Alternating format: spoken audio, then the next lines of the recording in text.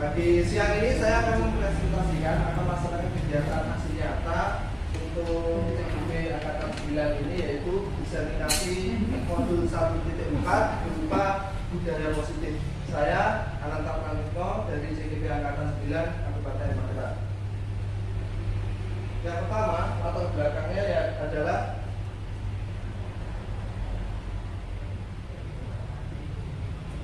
tujuannya adalah mewujudkan budaya positif di sekolah melalui keyakinan kelas.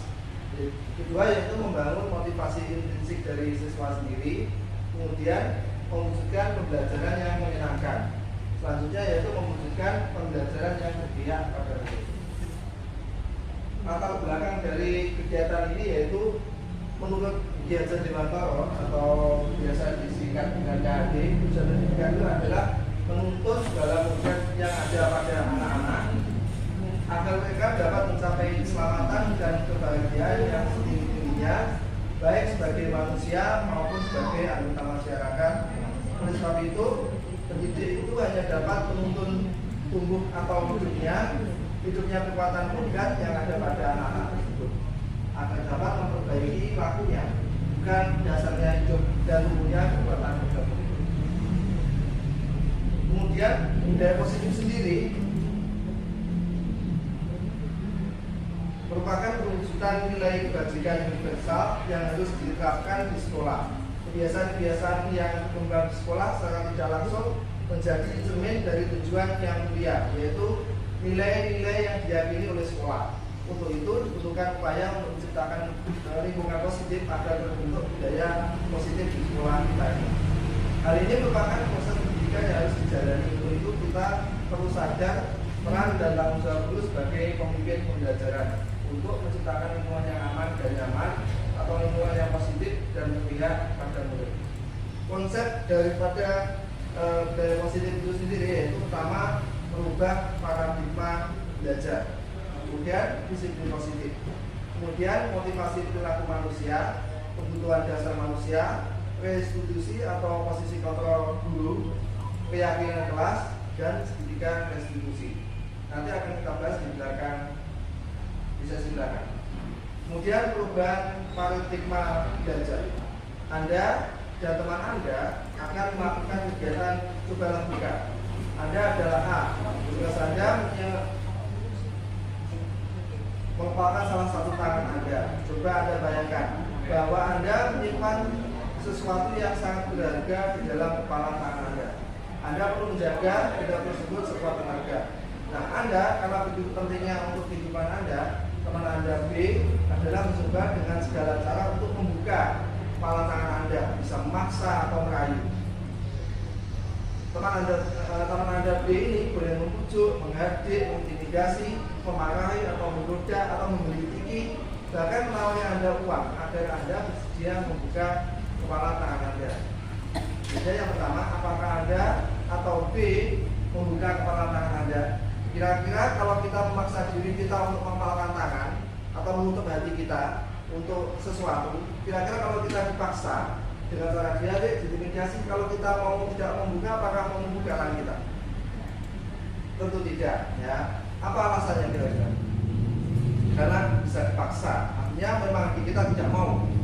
Kemudian yang kedua, dalam kegiatan ini sesungguhnya siapa yang memegang kendali atau kontrol untuk membuka atau menutup kepala tangan? Menurut Bapak Ibu siapa? Yang membuka kontrol tangan kita, membuka atau menutup, menerima atau tidak menerima? Yang mengontrol otak. Ya, otak, betul. Kira-kira kita sendiri atau dari pengaruh orang lain? Diri sendiri. Diri sendiri. Apapun yang dirayukan, apapun yang diberikan, apapun yang diciptakan orang lain untuk merayu kita, tinggal kita membuka atau tidak, mau atau tidak. Betul sekali. Kemudian perubahan paradigma belajar. Selanjutnya, psikiater dan pendidik seperti Dr. William Glasser atau dalam faktor teori yang kemudian hari berkembang dan dinamakan choice theory, meluruskan beberapa miskonsepsi tentang makna kontrol. Satu, ilusi guru mengontrol murid. Yang kedua, ilusi bahwa semua penguatan positif efektif dan bermanfaat. Ilusi bahwa kritik dan membuat orang merasa bersalah dapat menguatkan karakter. Yang keempat, ilusi bahwa orang dewasa memiliki hak untuk memaksa. Ini miskonsepsi yang sering terjadi, yang sampai sekarang masih banyak terjadi.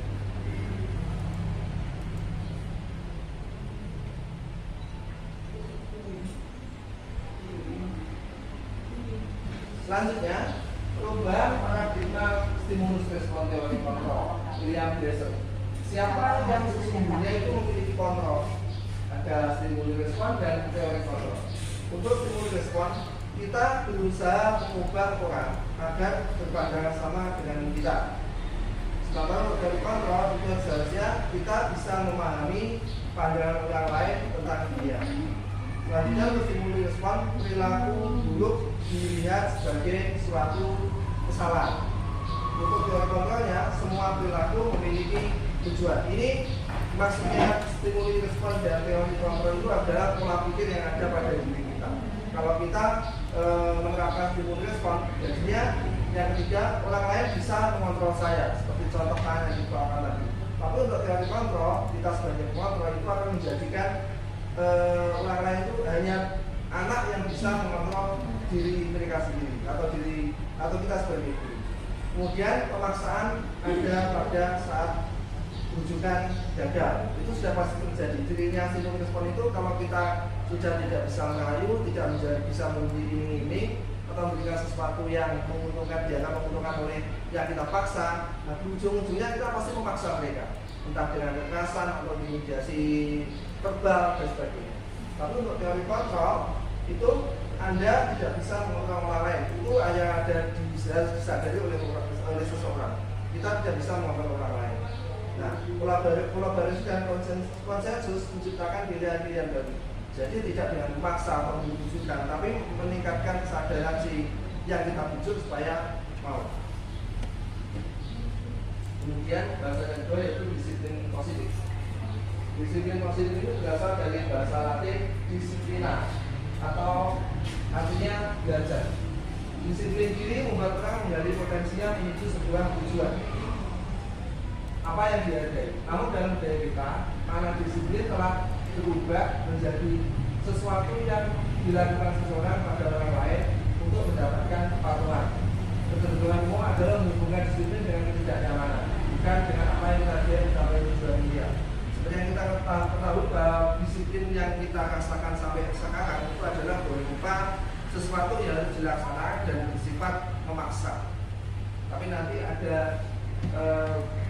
peran di belakang bahwa kedisiplinan itu tidak harus memaksa. Seseorang yang memiliki disiplin diri berarti mereka bisa bertanggung jawab terhadap apa yang dilakukan karena mereka mendasarkan tindakan mereka pada nilai kebajikan universal.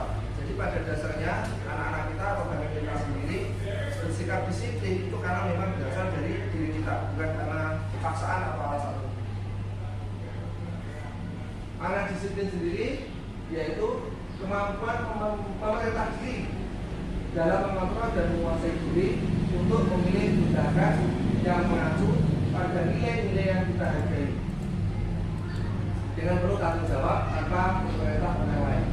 Seperti contohnya ketika kita datang pagi ke sekolah atau pulang ke sekolah, nilai-nilai yang kita hargai adalah nilai kebajikan, sifat positif manusia merupakan tujuan mulia yang mencapai dan individu, yaitu nilai-nilai dalam profil pelajar Pancasila.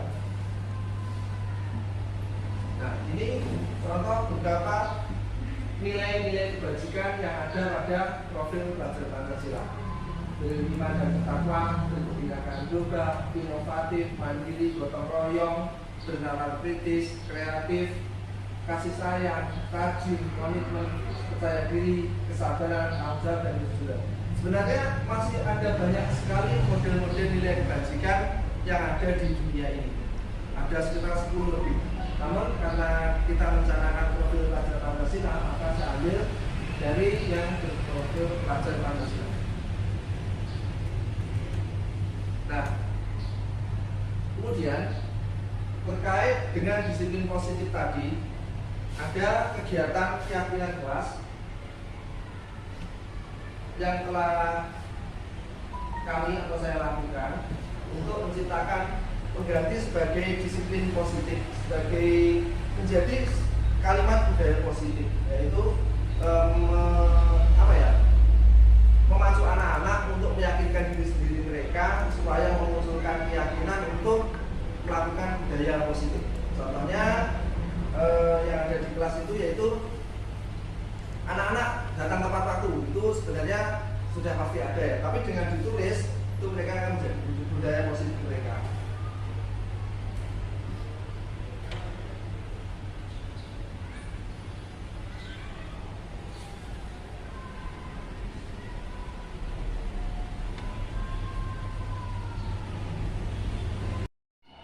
Baik anak-anak, assalamualaikum warahmatullahi wabarakatuh. Waalaikumsalam warahmatullahi wabarakatuh. Selamat pagi dan salam sejahtera untuk agama lain.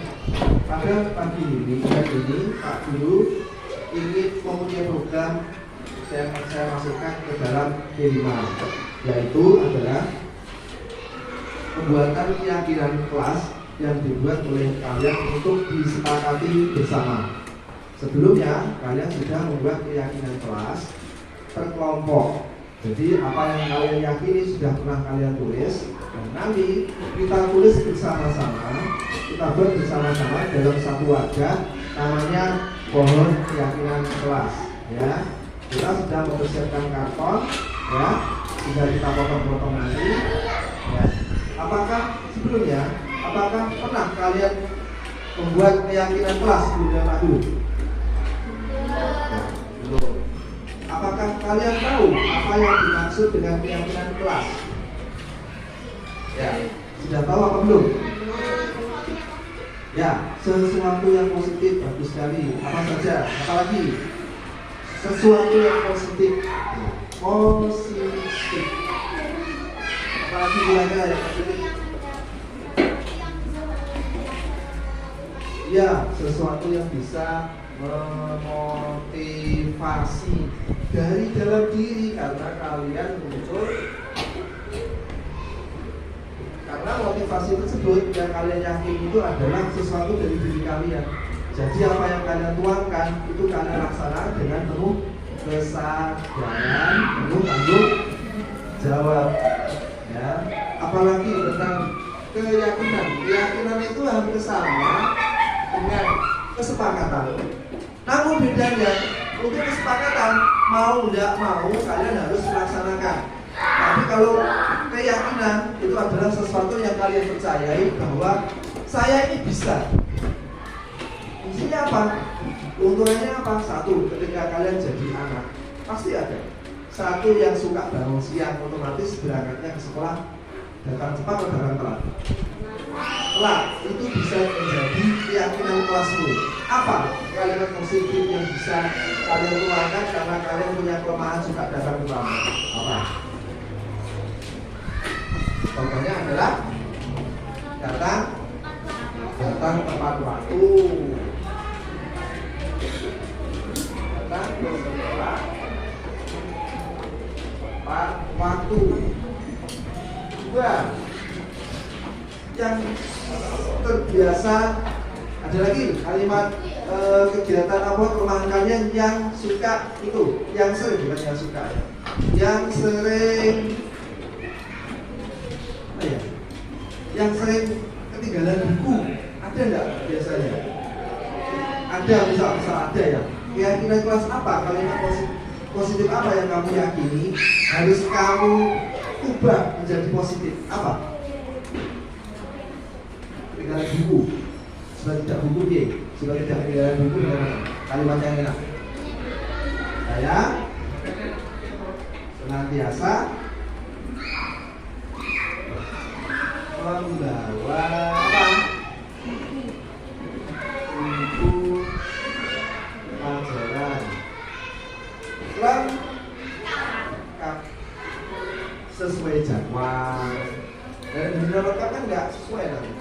Gue kabel kan sesuai jadwal. Ini contoh kalimat positif, ya. Pertanyaan Pak Guru, apakah kalian masing-masing punya kelemahan ketika menghadapi belajar? Selain contoh ini, ya punya. Boleh tanya ya. Saya mau tanya siapa ini? Tara punya kelemahan apa tidak? Apa itu? Tidak menjaga kebersihan kelas. Nah, berarti nanti komitmenmu, keyakinanmu yang ingin kamu kuatkan, yang kamu yakini apa kira-kira? Saya akan menjaga kebersihan kelas. Ya, bagus sekali ya. Kamu bisa saja menjadi pionir atau menjadi percontohan atau paling depan di garda depan ngurusin teman-teman yang suka buang sampah di dalam bangku. Koker ini bagus sih. Koker ya, koker di bangku itu ya. Ada nggak ini yang kira-kira senang sekali buang sampah di dalam bangku? Ada nggak kira-kira? Ya ada. Ada nggak? Oh ya, Rama ada lagi nggak? Ya ada lagi. Berarti Saya tadi saya keluar ya. ya. Saya tadi sama di sini bukan sama saya tadi. Nah, sekarang coba keyakinan kelas yang diyakini Tara, kamu lihat di bangku kalian masing-masing ada nggak sampah?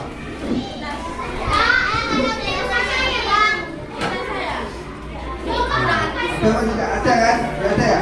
Karena tadi sesi penertibannya sudah marah-marah, sudah membus. Ini sampah banyak sekali, kenapa? Ya, saya tidak kasihan, tetapi kasihan pada yang buang sampah. Jadi anak tidak disiplin, karena disiplin itu penting. Lakukan ke-8 apa? Disiplin. Nah, setiap ada undang-undang, setiap ada keyakinan kelas. Paham? Bagus. Nah, sekarang langkah pertama yang perlu kalian lakukan adalah memikirkan apa yang ingin kalian jadikan keyakinan. Sudah dicari? Sudah? Yang kedua, kalau sudah dicari, yang kedua, sudahkah kalian tulis di buku tulis keyakinan kelas yang ingin kamu tulis nanti? Sudah? Oke, tapi sudah ada tulis. Terus buat kalimat yang enak, ingat gunakan kalimat positif, hindari kata jangan. Ya, tidak ada kata jangan di sini. Betul? Coba tengok seperti ini. Tidak datang telat, lebih baik. Jangan datang telat, lebih baik. Datang tepat waktu. Ya, ngerti ya? Baik, sekarang kalau sudah punya konsep semuanya, saya minta tolong kepada yang ahli menggambar, tolong kasihnya ya, kasih aja ya, kasih aja tidak apa-apa ya. Balik. Bidang panasan, kamu minggir ya. Kamu pasti tinggi dulu aja. Ya. Ya.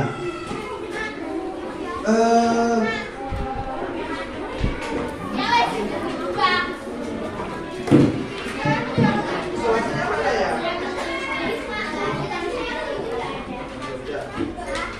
Ini tolong gambar yang bisa, Mbak Adela bisa ya, tolong ya. Pakai ini ya. Ayo boleh.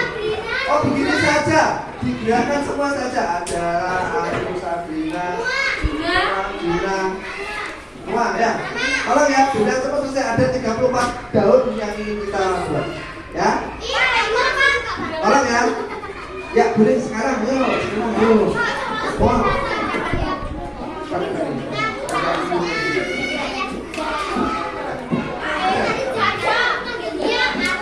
Ayo Mbak, silakan. Saya minta tolong. Mau ya, tolong ya. Pakai pensil aja, nanti kita potong. Betul? Ya. Ayo tolong gerakannya yuk. Ya silakan. Ada pertanyaan? Oke. Baik. Tolong ya. Itu nanti pas lah. Tinggal tolong aja dulu.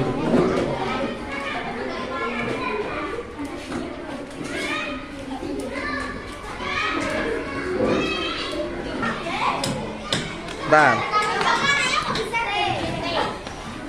Ya, silakan.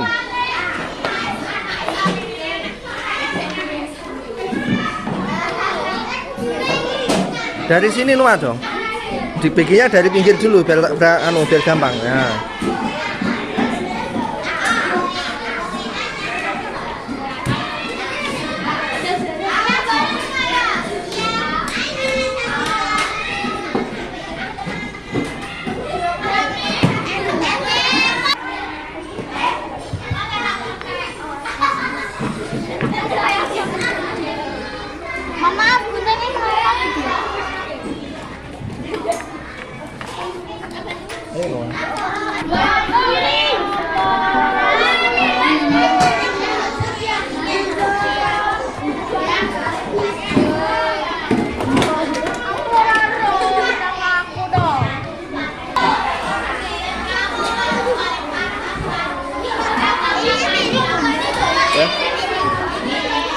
sebentar.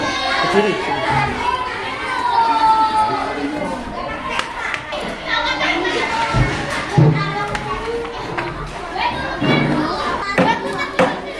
Tuh, 2, 3, Pak. 2 sama. Tarik kan.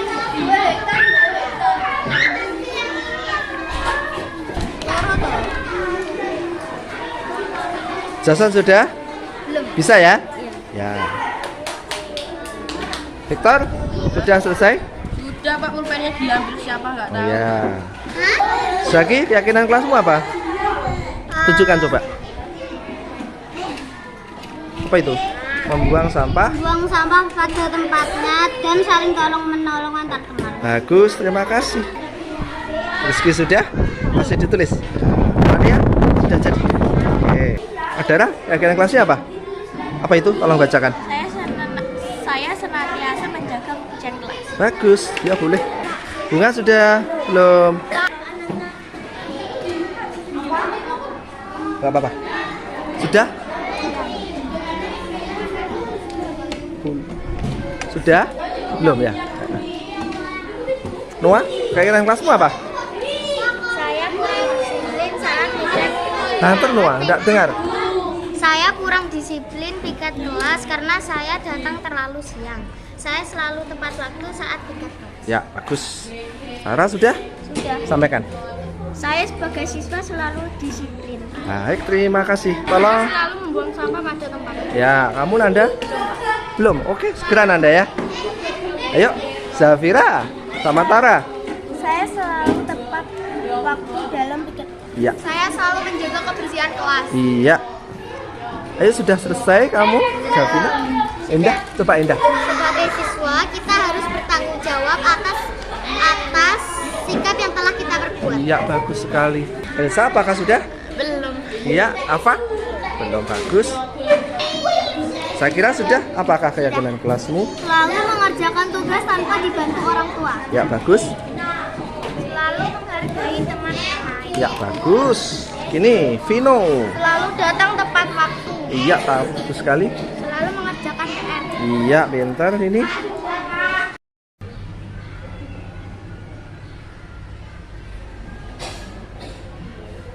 Jadi anak-anak menuliskan keyakinan kelas mereka ditulis berupa poster, nanti juga menjadi poster dan ditempelkan di kelas.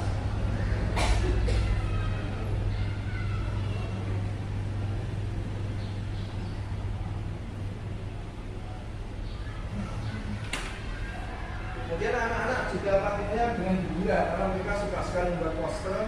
Makanya saya buat keyakinan kelas itu juga menjadi proyek minimal saya, yaitu pohon keyakinan kelas.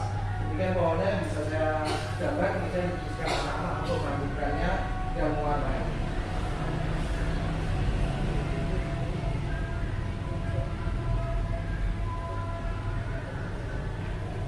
Ini itu dituliskan pohon keyakinan kelas.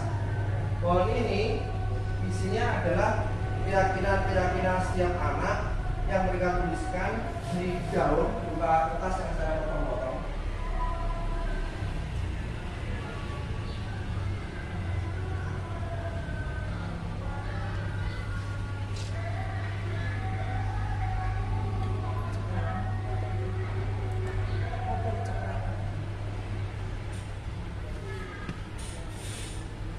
Kemudian murid-murid anak-anak saya dengan senang hati menampilkan keyakinan kelas, keyakinan yang mereka yakini untuk dilaksanakan setiap hari. Meskipun satu, nanti menjadi sebuah kesepakatan kelas yang disepakati bersama. Gitu.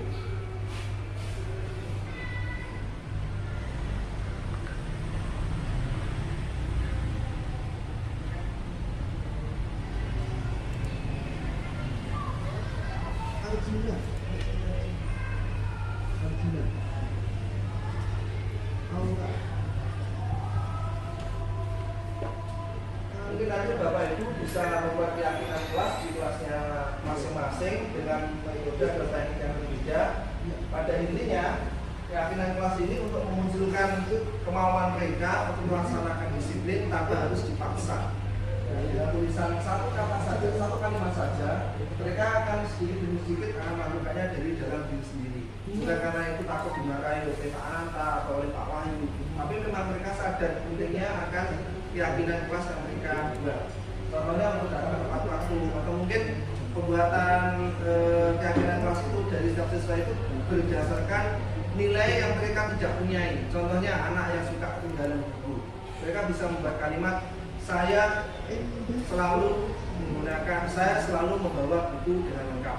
Kita untuk budaya positif ini dilarang sekali menggunakan kalimat negatif, seperti contohnya saya tidak akan lupa membawa buku. Jadi menghindari kata-kata tidak. Jadi kalau tidak akan cenderung, karena dalam teorinya kalimat tidak kemudian ditambah positif itu artinya tetap menjadi negatif. Saya tidak menabrak pohon, karena yang dilihat itu adalah menabrak dan pohon, bukan tidak. Kalimat yang baik contohnya saya akan menghindari pohon. Jadi dihindari kata tidak. Segera dibuka yang lainnya ya. Nanti dulu.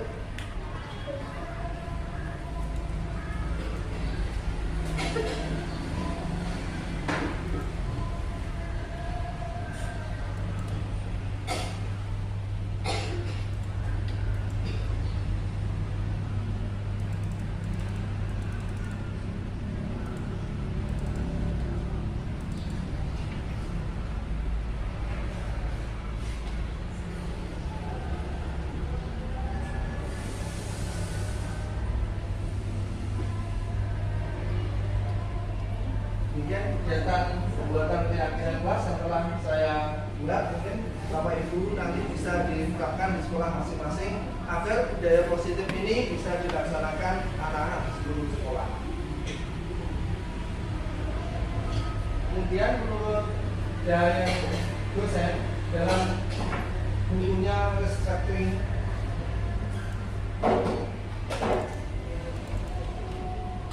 Restructuring School Discipline menyatakan ada tiga alasan motivasi perilaku manusia, yaitu untuk menghindari ketidaknyamanan atau hubungan,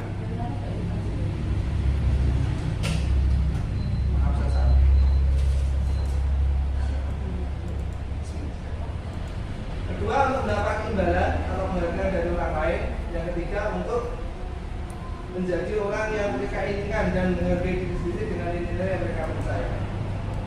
Dari ketiga motivasi perilaku manusia dalam mewujudkan disiplin positif yang harus ditanamkan dalam murid adalah motivasi yang nomor 3, bukan 1 dan juga bukan 2. Karena dengan memiliki motivasi tersebut, mereka telah memiliki motivasi intrinsik yang berdampak jangka panjang.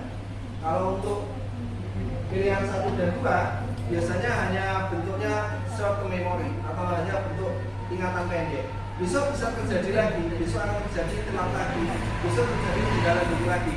Itu biasanya kalau diberikan berupa ancaman atau hukuman atau karena mendapatkan sesuatu.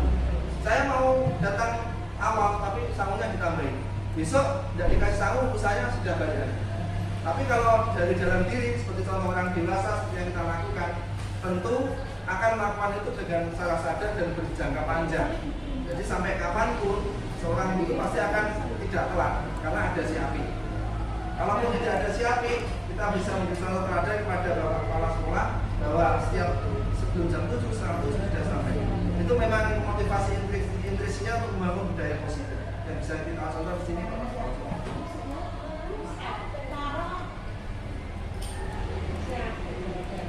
Jadi motivasi yang tidak akan terpengaruh pada adanya hukuman atau hadiah, mereka akan berperilaku baik dan berlandaskan nilai-nilai kebajikan karena mereka ini menjadi orang yang menjunjung tinggi nilai-nilai yang mereka hargai.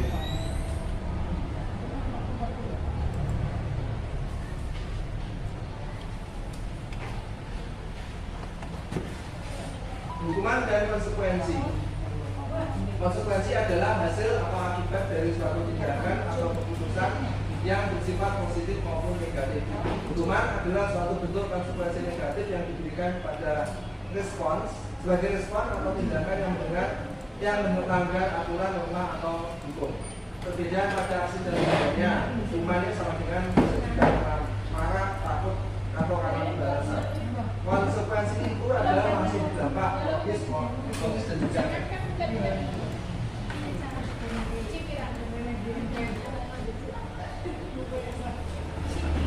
Contoh kasus hukuman, sanksi dan konsekuensi.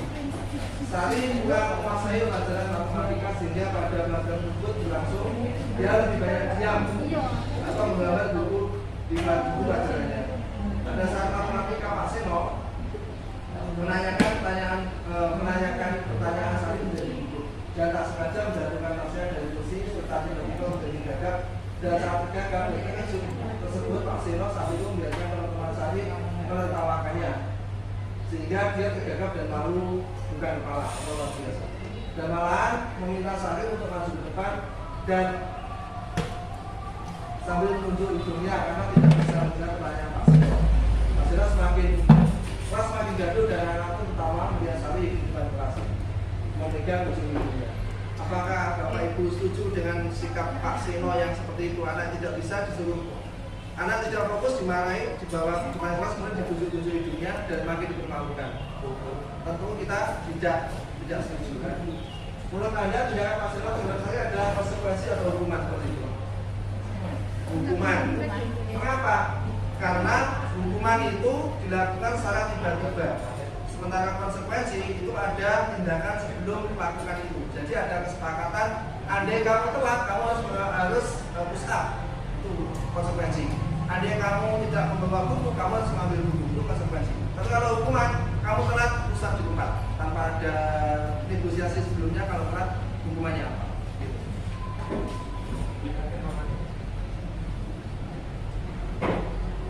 Motivasi perilaku manusia itu ada motivasi eksternal, ada internal.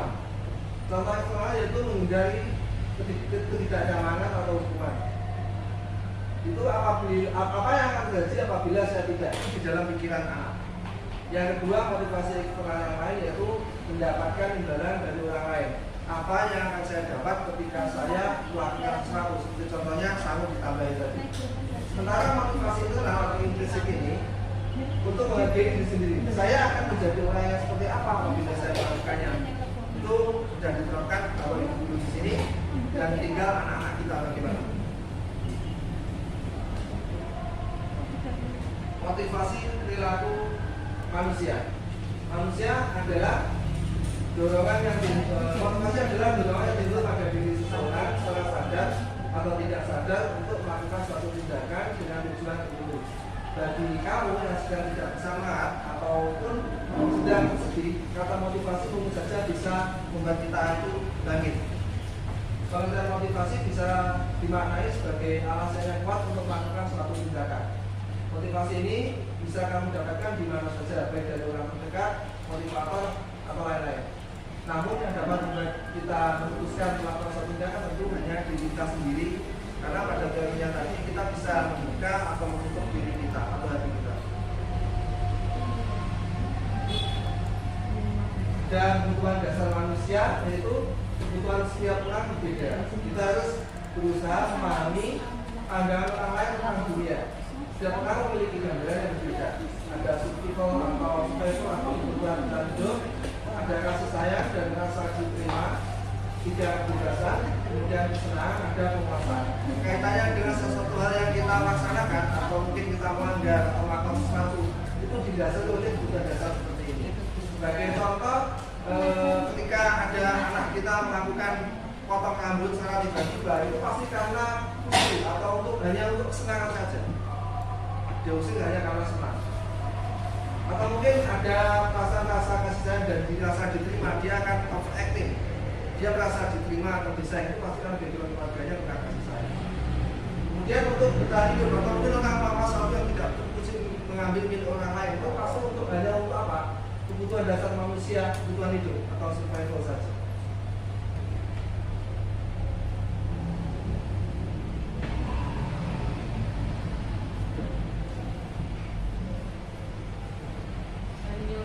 Kebutuhan yang mendasar atau fisiologis. Kemudian ada karena kesenangan, yaitu semua manusia mempunyai kebutuhan dasar untuk bersenang dan mencari kesenangan dalam apa yang ingin mereka lakukan. Kenikmatan juga bisa menjadi imbalan karena mempelajari hal baru. Kita mencari kesenangan atau mau hobi dan kegiatan rekreasi, namun kita juga didorong oleh kebutuhan untuk menikmati pekerjaan. Kebebasan yaitu menentukan pilihan sendiri dalam hidup, bebas dari rasa malu atau bebas dari diintimidasi. Kemudian penguasaan, program untuk belajar, menghargai perasaan kompeten, dinilai dan berkuasa. Kita merasa senang ketika melihat hasil dari usaha kita dan segala yang menerus untuk mencapai kesuksesan pada akhirnya menyebabkan ketidakberdayaan. Penguasaan ini karena biasanya berakibat pada rasa bangga karena telah melakukan sesuatu. Contohnya, saya senang sekali anak-anak sudah suka pada saya. Itu termasuk contoh penguasaan. Saya senang sekali anak-anak saya latih pelajaran matematika menjadi bisa. Itu termasuk contoh penguasaan.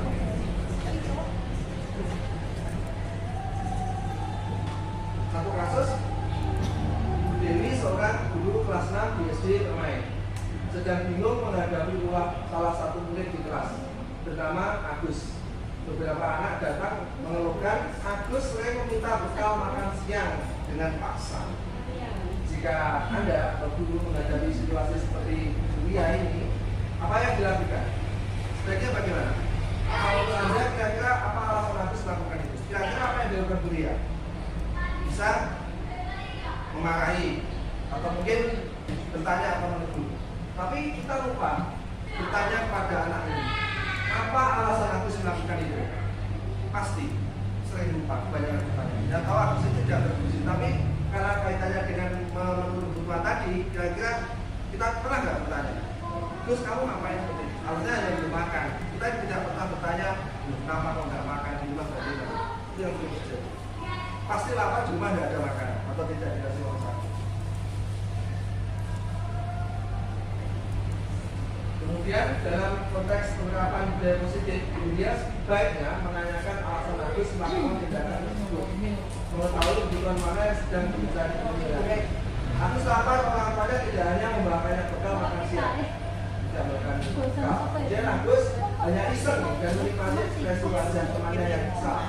Bisa juga teman Agus jadi perhatian Agus karena rasa suka terhadap saya, seperti kasus kelas saya adalah itu. Iseng hanya untuk senang atau senang kepada temannya. Dia merasa hebat karena temannya jadi takut dan menuruti keinginannya. Kalau di kelasnya ada satu anak seperti ini. Kemudian Agus merasa bosan dengan bekal yang dibawakan orang tuanya. Tapi kalau saya bawa bekal dari milik temannya itu sepertinya bukan karena bosan, tapi memang ingin variasi yang lain. Posisi kontrol guru ini adalah yang penting bagi kita sebagai pendidik, karena kebanyakan dari kita termasuk saya sendiri sering menerapkan posisi yang kurang tepat. Karena ketika sudah mendapatkan sesuatu imbalan, anak itu akan menjadi identitasnya gagal atau sukses. Kalau sebagai guru pendidik tentunya kita ingin sukses. Tapi mana yang gagal, mana yang sukses? Kalau menggunakan hukuman fisik atau verbal akan digunakan kalau saya. Awas kamu nanti, kamu selalu salah. Dendam, tidak suka pelajaran. Sementara guru untuk membuat rasa bersalah, yaitu guru akan bersuara lembut menggunakan keliningan yang membuat siswa menjadi tidak nyaman, bersalah dan mendaki. Ini juga kurang bagus juga. Contoh kata-kata guru dalam posisi membuat rasa bersalah yaitu Bapak sangat kecewa dengan kamu. Kamu sembarangan. Berapa kali ibu harus memberitahu kamu. Guru menderita dan siswa tidak percaya diri dan melakukan apa-apa tak bersalah. Itu efek daripada membuat rasa bersalah. Baik penghukum maupun membuat rasa bersalah itu akan menghasilkan siswa yang sebagai identitas gagal. Hasilnya ya anak tidak percaya diri atau tak bersalah, atau maka bukan menjadi tambah benar.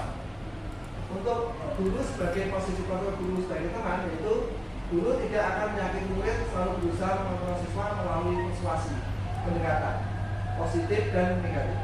Positif berupa hubungan yang baik antara guru dan siswa, sementara negatif yaitu siswa tidak mandiri. Contohnya seperti ini. Ayo bantulah ini ibu ya. Jadi meminta anak dengan mengelas itu hanya menghasilkan kelakuan yang negatif. Ingat tidak semua bantuan itu selama ini. Ingat tidak semua ingat semua bantuan itu selama ini. Ya sudah biar guru yang menyelesaikannya. Jadi di sini kita akan mengutamakan nilai mandiri. Dan yang bagus adalah sebagai pemantau dan manajer. Sebagai pemantau ini, aksi yang dilakukan bisa ekspresi data biasa, memantau siswa saat diberi sanksi, tidak sepenuhnya mandiri, identitas juga berhasil, menghitung harga hukuman tanpa melihat nilai kebajikan. Negatifnya, pertanyaan yang biasa diajukan biasanya peraturannya apa? Apa yang kamu lakukan? Itu yang sering yang sebagai pemantau lakukan. Itu mengembalikan biasanya ke kesepakatan kelas atau ke peraturan kelas itu sebagai pemantau. Posisi sebagai pemantau ini sudah bagus, ya sudah bagus dan sudah mencapai 80% untuk siswa yang berhasil dan ini masuk ke identitas sukses.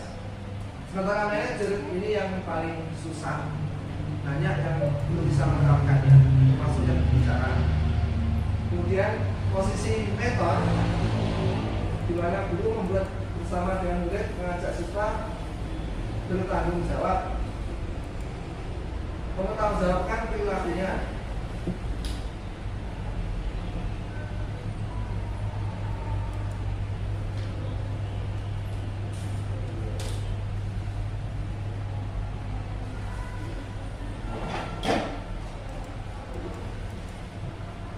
Kemudian mendukung siswa menemukan solusi atas permasalahannya sendiri. Yang terpenting adalah kolaborasi dengan siswa. Kata-kata seorang manajer yaitu contohnya, apa yang kita yakini. Oleh karena itu ada kaitannya dengan keyakinan kelas atau peraturan kelas yang kita ubah menjadi keyakinan kelas, budaya positif dan sebagainya. Jika kamu yakininya, apakah kamu bersedia memperbaikinya? Jika kamu memperbaikinya, hal ini menunjukkan apa tentang dirimu, apa rencanamu untuk memperbaikinya. Misal anak melakukan kesalahan, dia ditanya, apa keyakinan kelas kita, apa usahamu untuk memperbaikinya, dan apa rencanamu untuk memperbaikimu ke depannya nanti. Ini contoh sebagai posisi kontrol sebagai manajer. Contoh satu, kasus satu yaitu kepatuhan anak. Guru matematika dan wali kelas 8, kelas 5 atau kelas 6 atau kelas berapa saja, Ibu Febri sakit sehingga tidak dapat masuk dan mengajar. Akhirnya dicarikan guru pengganti yaitu Ibu Eni, atau Ibu Eni baru 2 tahun menjadi guru SD. Beberapa murid perempuan, Vivi dan Natalie, mengetahui hal ini dan mulai menggunakan kesempatan dan bersikap seenaknya, tertawa dan tidak mengindahkan kehadiran Ibu Eni tersebut. Bu Eni mencoba mendekati kedua murid perempuan tersebut dan menyapa dengan ramah sambil mengingatkan untuk tetap fokus pada tugasnya. Ayolah, tugasnya dikerjakan. Nanti ibu ditegur bapak kepala sekolah kalau tidak mengerjakan tugas. Tolong bantu ibu ya. Namun Vivi dan Natalie ini malah tertawa. Ibu santai aja.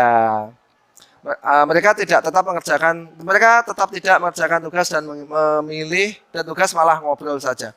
Nah,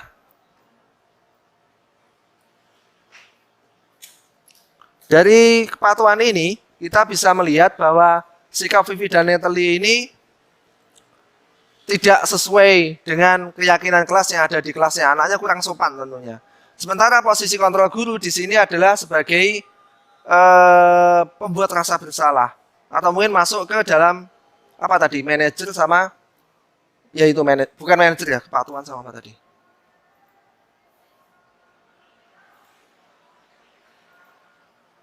Sebagai pemantau.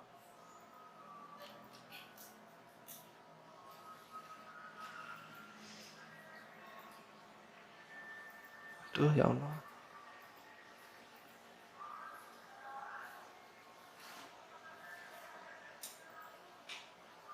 Kemudian keyakinan kelas yang telah saya sampaikan tadi, yaitu keyakinan kelas itu adalah nilai-nilai kebajikan atau prinsip-prinsip universal lepas dari perbedaan agama, ras, suku, negara, dan bahasa.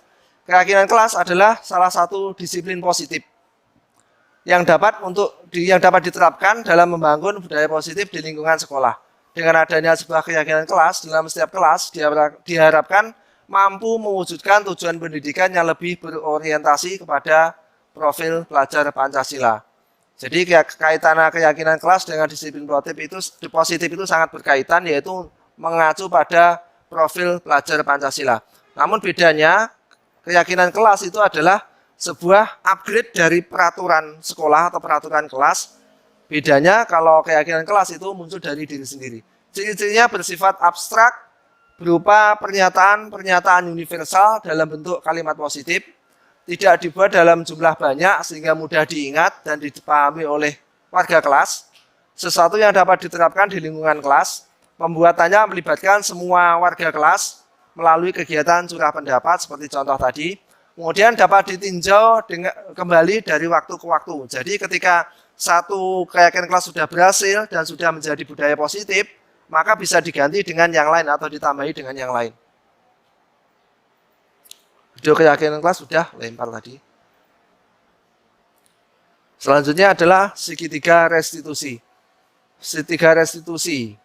Strategi yang dilakukan sebagai proses menciptakan kondisi menuntun murid untuk memperbaiki kesalahan yang mereka lakukan. Dengan penerapan segitiga restitusi, murid diharapkan bisa kembali ke kelompok mereka dan telah memiliki karakter yang kuat dan memperbaiki kesalahan yang telah dilakukan melalui restitusi guru. Melalui restitusi guru dapat membantu siswa menjadi lebih memiliki tujuan, disiplin positif, serta memulihkan dirinya setelah berbuat salah. Membantu murid untuk jujur pada diri sendiri dan mengevaluasi dampak dari kesalahan yang dilakukan, memberikan penawaran, bukan pemaksaan. Biasanya anak yang sering melakukan kesalahan atau pernah melakukan kesalahan yang fatal, dipanggil gurunya, ditanya, mereka akan menangis.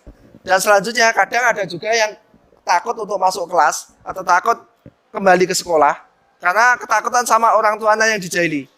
Jadi fungsinya segitiga ini, restitusi ini adalah membantu siswa menjadi memiliki tujuan. Jadi berani kembali ke kelompoknya lagi, kembali ke kelasnya lagi tanpa ada rasa takut.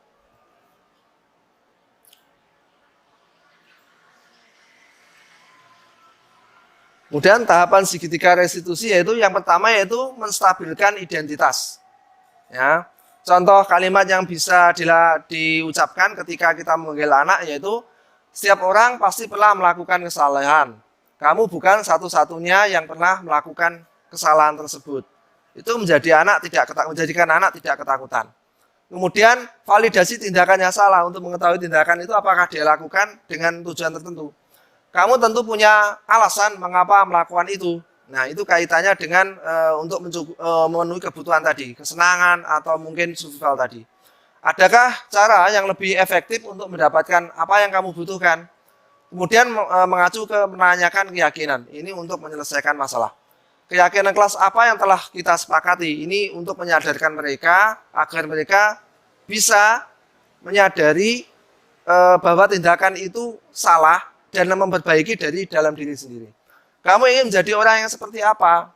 Ya, itu kaitannya dengan setelah melakukan tindakan tersebut, apakah dia itu ketakutan atau tidak, bisa ditentukan dari menanyakan keyakinan ini. Video restitusi ini bisa dilihat. Aksi nyata restitusi. Demonstrasi kontekstual.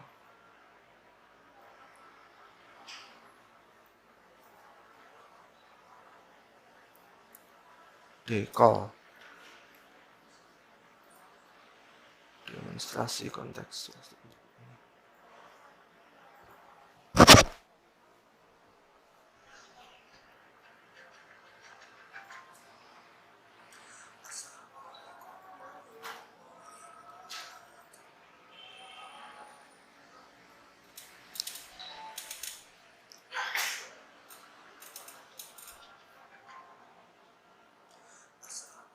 Audionya agak dengaran nih.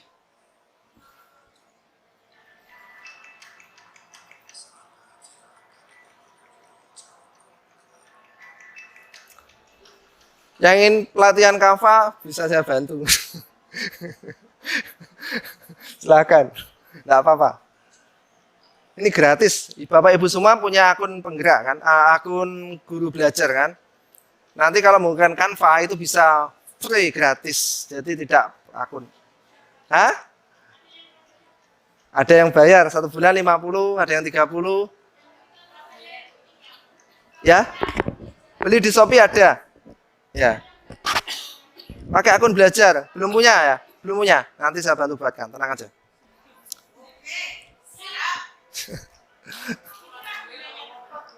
Ya. Ada G-Drive-nya free 100 GB. Dulu tak terbatas, sekarang dibatasi 100 GB. Lumayan kok buat nyimpen file, tidak akan hilang.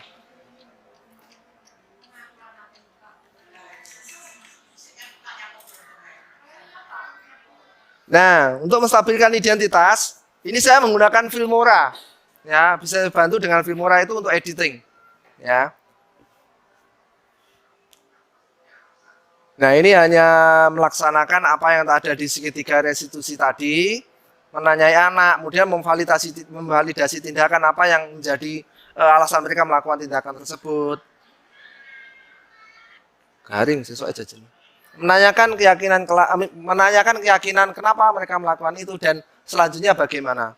Ya hanya itu saja, namun nanti efeknya itu daripada kita marahi anak, mukul anak, atau mungkin mempush-up-kan, atau itu malah menjadi bencana bagi sekolah dan kelas kita.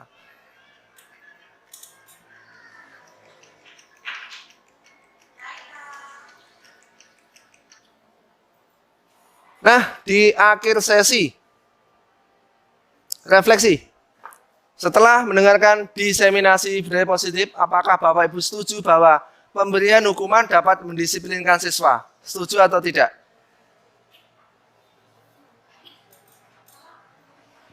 Pemberian hukuman itu dapat mendisiplinkan siswa. Maksudnya dalam jangka panjang?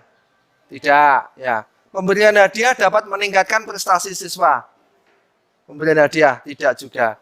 Guru harus mampu memberikan solusi dari setiap permasalahan. Ya memang. Guru berperan sebagai apa di sekolah seharusnya? Dari beberapa posisi tadi, posisi kontrol tadi, sebaiknya kita sebagai apa? Betul. Sebagai penghukum, atau pembuat rasa bersalah, atau sebagai teman, atau bahkan sebagai pemantau, atau seorang manajer. Ya. Bisa teman, bisa. Yang positif ada sebagai teman, pemantau, dan manajer. Ya, itu akan menghasilkan identitas siswa yang berhasil, yang sukses, bukan yang gagal. Kalau penghukum, anak-anak cenderung lebih parah biasanya. Hari ini dihukum, besok tidak masuk sekolah. Ada. Nah, demikian yang dapat saya sampaikan. Terima kasih yang sebesar-besarnya atas perhatiannya. Ya, assalamualaikum warahmatullahi wabarakatuh.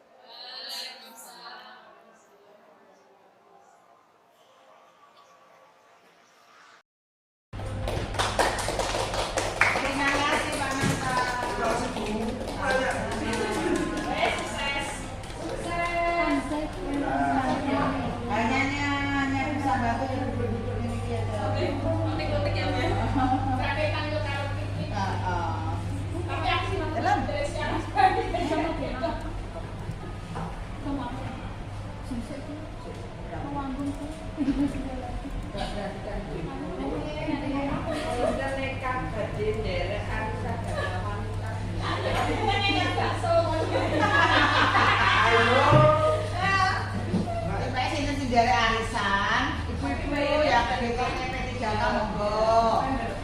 Yang penting daftar dulu.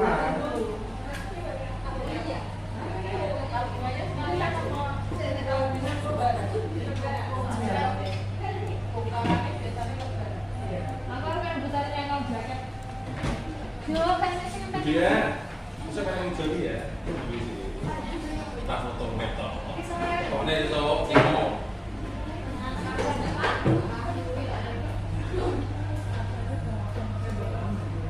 Ijo tuh, dia tuh, kakak pesan tuh. Aku bawa terima. Berarti ya, akan bisa ditimbang. Kok guntingan gitu ya? Berarti kan gitu ya. Dipak lah.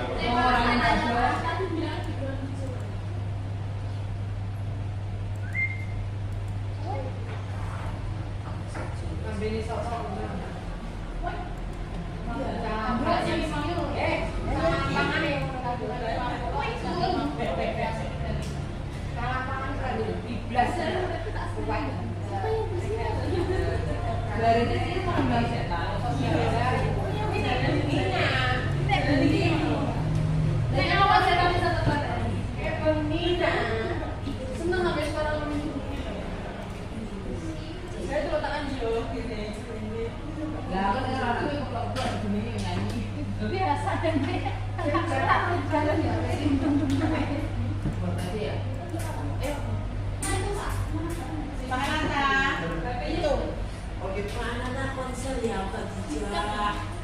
Dan jenengan ke atas segini.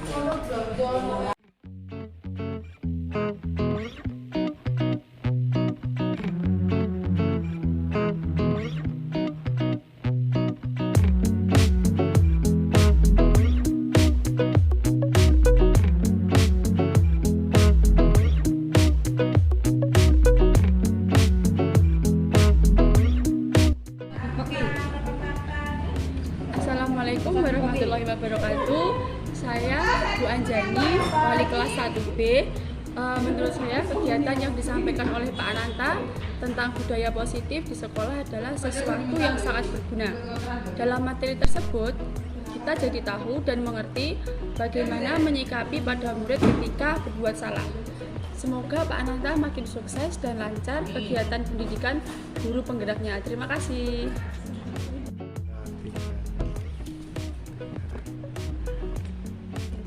Assalamualaikum warahmatullahi wabarakatuh. Perkenalkan, saya Ibu Yunita Widianingrum, saya guru kelas 3. Kegiatan diseminasi yang dilakukan Pak Ananta tentang budaya positif di sekolah telah menggugah pemikiran saya bagaimana memperlakukan anak-anak di kelas. Selain itu, juga membuat saya mempunyai program dan rencana baru untuk menciptakan budaya positif di kelas saya. Tetap semangat menimba ilmu di PGP buat Pak Ananta dan tetap sukses.